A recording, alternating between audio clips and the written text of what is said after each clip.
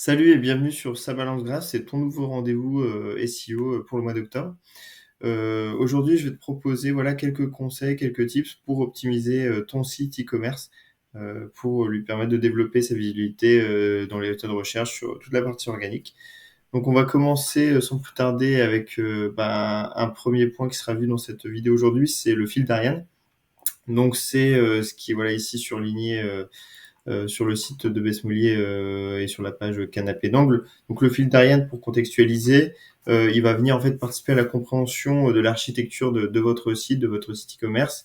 Il va voilà permettre d'optimiser le crawl et la navigation des robots Google dans les différents clusters, les différents silos sémantiques qui composent l'architecture de votre site, et ça va aussi permettre d'optimiser l'expérience utilisateur et voilà aux internautes de venir naviguer entre les différentes pages qui composent votre arborescence.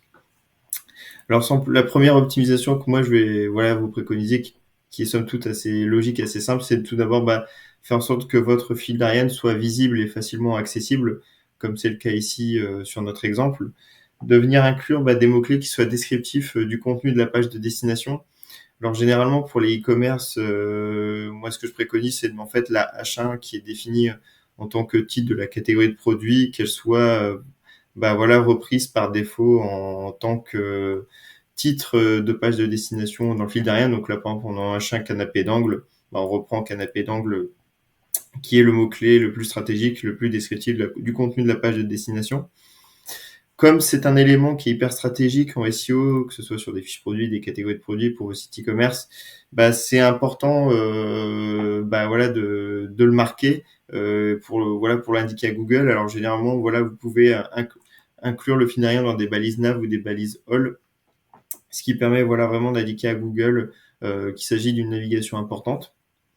Ma préco suivante, ça va vraiment être aussi de faire en sorte que chaque élément du fil d'Ariane soit bien descriptif du contenu de la page de destination. Alors ici, donc canapé d'angle, on a des canapés d'angle, mais la page canapé, voilà, c'est la page générique du cluster. Donc voilà, faire en sorte à chaque fois que chaque élément contextuel soit bien descriptif du contenu de la page de destination. De faire également attention à la profondeur de page et de pas dépasser plus de 3 clics pour vos catégories de produits. Parce que au-delà de 3 clics, la page va être vraiment très profonde dans l'arborescence, et plus elle sera profonde, plus elle sera difficilement crawlable, et ça peut voilà poser des soucis en termes de performance, de visibilité dans les SERP derrière, parce qu'elle aura plus elle sera profonde, moins elle aura de poids au niveau au niveau de votre arborescence et de la redistribution du PageRank.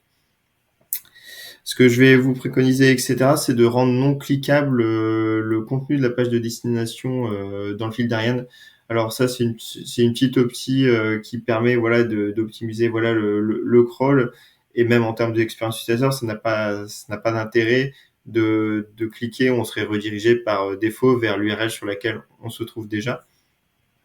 Ce que vous pouvez également faire, c'est de mettre en strong le contenu de la page d'atterrissage. Donc ici, sur mettre canapé d'angle en strong, donc en balise strong, ça permet voilà alors en plus du côté un peu visuel, parce que ça c'est en gras pour l'internaute, c'est aussi pour voilà permettre de donner un peu plus de poids au contenu de la page d'atterrissage dans le fil d'Ariane, et voilà de mettre un peu plus en avant le mot-clé qui est présenté.